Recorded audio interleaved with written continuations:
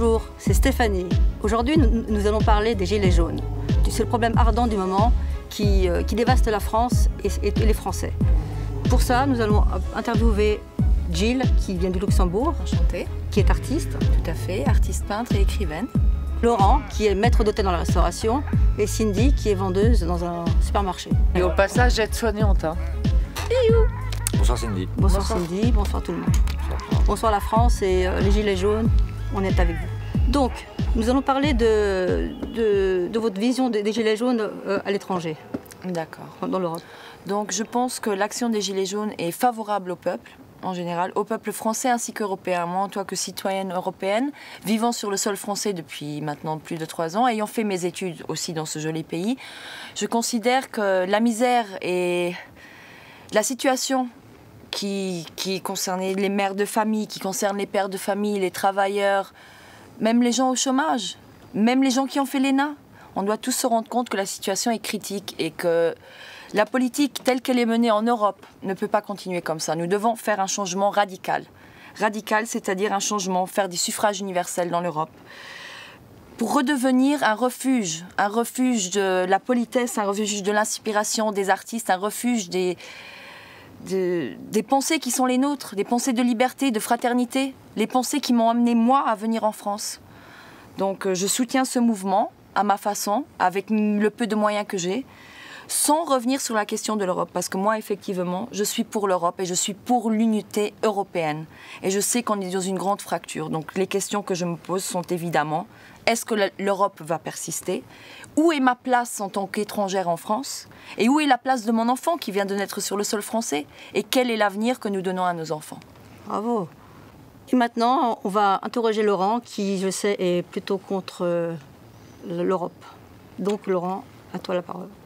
Alors, contre l'Europe, on peut dire oui, on peut dire non. C'est pas être contre l'Europe, c'est être contre une mauvaise Europe. Une Europe qui a été mal faite dès le départ, qui a été organisée par des gens dont le but n'était pas l'Europe ou le bonheur des gens, mais surtout une Europe bancaire, une Europe de pouvoir, pour centraliser un pouvoir et mieux affaiblir les gens, les appauvrir. Il n'y a qu'à regarder la Grèce. Moi, me semble-t-il, je pense que tous les gens qui nous écoutent sont d'accord avec ce que je vais dire, puisque c'est un constat qui n'est ni de gauche ni de droite. Prenons un pays comme la Grèce. À partir du moment où ils sont rentrés dans l'Europe, c'est un pays détruit, où il y a 200 suicides par mois, entièrement détruit par les banques et les erreurs des banquiers européens, notamment allemands. Hein. Et le problème de l'Europe, si aujourd'hui il y a des gilets jaunes, et Dieu sait que je soutiens le mouvement, puisque moi-même je suis gilet jaune, évidemment, et bien avant l'heure, c'est justement à cause de cette Europe qui a organisé une austérité qui fait que les gens sont dans la rue aujourd'hui. Et d'ailleurs, le mouvement est européen, puisque avant qu'on fasse ce qu'on appelle l'Europe, l'Europe, quand même, de tout temps était l'Europe. La France a toujours été la France, l'Angleterre. Ça n'empêchait pas, on pouvait voyager chez les gens et les autres. On avait juste des passeports, et voilà, il y avait des frontières. Ça n'empêchait pas de voyager, et me semble-t-il, on n'était pas dans l'Allemagne de l'Est, donc on pouvait circuler librement. Depuis qu'il y a l'Europe, bon, tout le monde circule librement, notamment toutes les mafias, l'argent qui doit revenir au peuple circule plus facilement via par exemple M. Juncker, hein, qui est le président de l'Europe, élu par personne et qui a détourné pendant sa vie plus de 800 milliards d'euros pour les banques luxembourgeoises. Donc on a un bandit à la tête de l'Europe. Voilà pourquoi moi, cette Europe, je n'en veux pas. Ces révélations sont fracassantes, mon cher Laurent. Ah, tout à fait. Et donc, vous pensez quoi de ces... Je suis un peu abasourdie, donc je découvre certaines informations sur le tas. Donc j'essaie de répondre dans la mesure du possible. Pour ma part, monsieur, je considère que la libre circulation des biens et des personnes est un acquis et un atout. Après, je suis tout à fait d'accord que vous puissiez avoir votre opinion. Sachant que moi, pour ma part, étant luxembourgeois sur le territoire français et ayant mis au monde un petit Français, qui est français luxembourgeois, je n'arrive pas à adhérer à votre cause.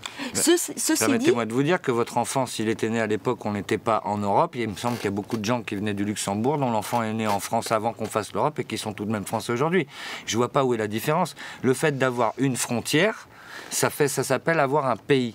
Un pays n'existe. Je suis désolé, mais vous êtes en train de dire que si on n'a pas d'Europe, on ne peut pas circuler librement. Je me pose la question. Mais est-ce que dans des pays comme les États-Unis, on circule librement? On rentre librement? Est-ce que des pays comme l'Australie sont des pays racistes qui n'ont rien compris? Déjà, les États-Unis sont un pays fédéral. Et moi, c'est ce que je demande pour l'Europe. C'est une Europe fédérale. Eh bien, regardons ce qui se passe aux États-Unis. Regardez s'ils sont très heureux, les Américains. Alors, qu'est-ce qui se passe aux États-Unis? Ce qui se passe, c'est qu'on voit ce que la politique fédérale a donné. On voit ce que la politique fédérale a donné et que ça a amené ce que vous appelez le populisme en Europe. C'est-à-dire qu'à partir du moment où la majorité des Européens, dixit, s'enrichissent, tandis que la majorité s'appauvrit, eh ben, on revient vers ce que vous appelez le populisme. On revient vers des gens qui descendent dans la rue, qui disent on en a ras-le-bol. Votre Europe a appauvri les gens. Le résultat, madame, c'est que la politique dont vous nous parlez, ça veut dire que la souveraineté de l'État français est transmise à Bruxelles. Tout à fait. Regardez ce qu'ils en font. Et donc, je vais vous explique expliquer que je ne suis ni raciste ni quoi que ce soit. J'estime qu'un pays, une nation, existe par trois choses. Comme la Grèce antique le disait très bien, par la maîtrise et l'existence de ses frontières, la fabrication de sa monnaie. Et puis, les lois qui sont votées par Bruxelles, on est obligé de les appliquer. Alors, c'est qui a le pouvoir? C'est Bruxelles ou c'est nous? Donc aujourd'hui, M. Macron, il applique la politique de Bruxelles et les Français ont envie d'être gouvernés par que ce soit un homme, une femme, un homme de gauche ou de droite. Je pense que les Français s'en foutent. Ce qu'ils veulent, c'est quelqu'un qui aime son pays, qui le protège et qui le redresse. Et chaque pays veut ça pour sa nation. Qui voyez-vous à la tête du pays si vous avez un nom à donner? Moi, je pense que Marine Le Pen, ni son père ni elle ne sont capables et n'ont les épaules pour être président de la France. Que ce soit quelqu'un de droite ou de gauche, on demande juste une chose, que le prochain président, quel qu'il soit, aime son peuple, protège son peuple, qu'il le nourrisse, que les hôpitaux fonctionnent, que les milliards qui partent chaque mois reviennent dans notre pays pour aider nos retraités qui ont bossé toute leur vie. Ça suffit, tout le monde en a ras-le-bol. Et tout cet argent, voilà, chaque année on donne 18 milliards d'euros à Bruxelles, qui nous en restitue combien? 10. Ils sont passés où les 8 autres? Voilà. Où sont d'ailleurs ces 8 millions? Voilà, les 8 milliards. Voilà, les gardes. Excusez-moi, je ne suis pas dans le système bancaire, madame. C'est bien dommage, je suis effectivement. C'est étonnant pour une dame du Luxembourg, parce que bon, qu'effectivement, monsieur Laurent considère que tous les Luxembourgeois sont des banquiers, ce qui est totalement erroné, monsieur. C'est quand même un paradis fiscal, me semble-t-il. Laissez-moi me défendre, s'il vous plaît. Est-ce que le Luxembourg est un paradis fiscal? Veuillez m'écouter. Est-ce que le Luxembourg est un paradis fiscal? Le Luxembourg faisait partie des paradis fiscaux. Et toujours un paradis fiscal. Est en cours d'amélioration. En cours d'amélioration, il est toujours un paradis fiscal comme la Suisse. On a changé nos lois. Mais non, ils ont mis quelques petites lois. Et il y a toujours du blanchiment. La dernière fois, apparemment, je ne sais pas si vous suivez l'information, avez-vous entendu parler des LuxLeaks? Mais oui, tout à fait, j'en ai fait partie. J'ai fait partie des journalistes qui ont fait LuxLeaks. Alors donc, vous m'expliquez que c'est bien paradis fiscal, c'est une affaire qui remonte à il n'y a même pas un an et demi. Non, il y a 3 ans, un an et demi, monsieur. Alors maintenant, ça a changé. Il y a 3 ans, monsieur. Mais ça continue, il y a des révélations chaque mois. Vous étiez informé il y a un an et demi, qu'il y a un an et demi que ça existe, cette affaire. Donc il y a 3 ans, c'est très court. Je ne suis pas du tout d'accord, vous êtes mal informé. Je ne discuterai pas sur un sujet sur lequel vous n'êtes pas informé. En tout cas, madame, sur les LuxLeaks, c'est 80 milliards qu'on vole au peuple français chaque équipe. Pas qu'au peuple français, c'est vos politiciens qui ont ramené l'argent chez nous. Et alors le problème, il est européen, le problème. Alors il faut une gestion européenne de la crise.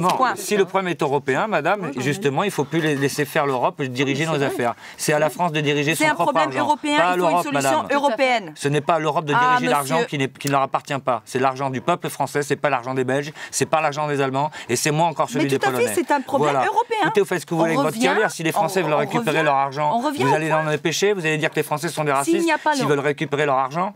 Monsieur Sarkozy a entubé la France parce qu'il est aux ordres de Bruxelles, aux voleurs de Bruxelles, oserais-je dire, à tous les bandits qui devraient être en prison ad vitam aeternam, parce que quelqu'un qui ne paye pas ses impôts, madame, aujourd'hui en France, pour 100 €, tandis qu'on laisse l'optimisation fiscale faire avec monsieur Juncker. Je rappelle que monsieur Juncker est un des plus grands voleurs de la planète, c'est pour ça qui est le président de votre Europe.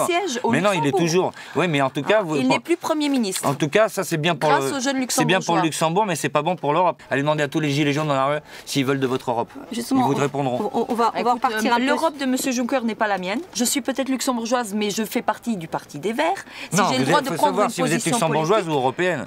Si vous êtes européenne, il n'y a plus de Luxembourg. Il y a l'Europe. On parle de ressentiment personnel envers la République française. Moi, la République française... On appelle l'Europe, madame, c'est la dilution des nations. Parce que j'aime la fraternité, l'égalité et la liberté. À force d'avoir ce discours, ça marche plus. pour conclure, je dirais, concernant l'Europe, que par exemple l'austérité qui fait que la CSG, que nos petits vieux dans les rues, ils sont sur les ronds-points et qu'ils ont 400 ou 500 € alors qu'en moins sur leur fiche de paye. Qui a décidé ça? C'est Bruxelles. Nous n'avons pas d'intérêt à payer. Donc c'est à la question que je voulais vous poser tout à l'heure. C'était la question sur la monnaie. Vous dites qu'est-ce qui définit un État? C'est la monnaie. Donc la monnaie et l'euro. Oui. La souveraineté d'un État. Entre la monnaie. Donc on parlait de l'Europe. Demandez aux gens s'ils préfèrent le franc ou l'euro. C'est l'Europe. Allez voir les gilets jaunes et demandez aux gens. C'est pas moi qui ai voté pour l'euro, j'étais trop jeune à l'époque. Personnellement, j'aimais bien mon petit franc. Et pourquoi ne pas faire une monnaie? Non, il fallait aller faire du change. Oh mon Dieu, quelle perte de temps, aller faire du change, c'est ça qui est votre problème. Alors pour pas faire de change, vous voudrez qu'il n'y ait plus de frontières, qu'il n'y ait plus d'histoire, mais enfin madame, vous écoutez parler. Moi je pense qu'il faut comme faire à Cuba, une monnaie du pays et une monnaie des transactions.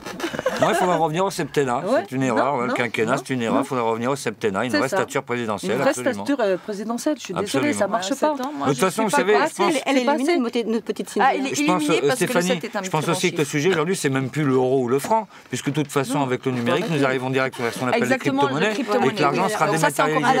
Ce qui est le pire du pire, je dirais que c'est quand même le pire du pire, puisque c'est la dématérialisation totale de l'argent, s'appelle le contrôle total. Plus de black. C'est-à-dire qu'on appuie sur un bouton, vous n'avez plus d'argent. Non, excusez-moi, déjà, nous, les Européens, vous en faites partie, parce que la France fait encore partie. Non, mais la France ne veut pas en faire partie. Donc, certains Français, on va dire. Non, on ne veut pas faire partie de l'Europe de Bruxelles. Parce que de toute façon, avec ou sans l'Europe, l'Europe est située géographiquement en Europe. Donc ça, on ne peut pas l'enlever, c'est sûr. C'est l'Europe de Paris, ça marche. Nous, ce qu'on veut, c'est que la France reste la France en maîtrisant ses frontières, ses lois, et que ce soit elle qui maîtrise. Pour tout le monde. Pour la majorité des Français, même. D'accord. Il parle pour sa majorité à lui. Qu'est-ce que va devenir ce mouvement? C'est ça la véritable. Il s'arrêtera pas. Moi, je peux vous annoncer déjà que début janvier, ça va être très salé. Voilà. Parce que pour l'instant, tout le monde est calmé, c'est normal, c'est les fêtes, donc les gens vont se reposer, ils sont fatigués. Ils en ont besoin. Donc l'État croit que ça va calmer les gens, qu'ils se trompent. Et quand les Français, après les fêtes, là, au lendemain du jour de l'an, vont s'apercevoir de la supercherie, de toutes les nouvelles augmentations, je rappelle que le timbre va passer à 1 €, qu'on va sortir une carte grise pour les vélos. Je rappelle qu'on va taxer tout achat sur Internet. Pour les vélos, bien sûr. Donc voilà. Et les trottinettes. Croyez-moi, c'est pas fini, c'est que le début.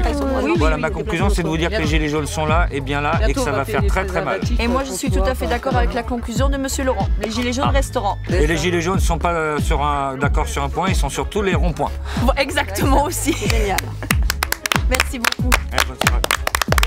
Joyeux Noël. Et que Dieu protège la nation et le peuple français. Égalité, liberté et fraternité.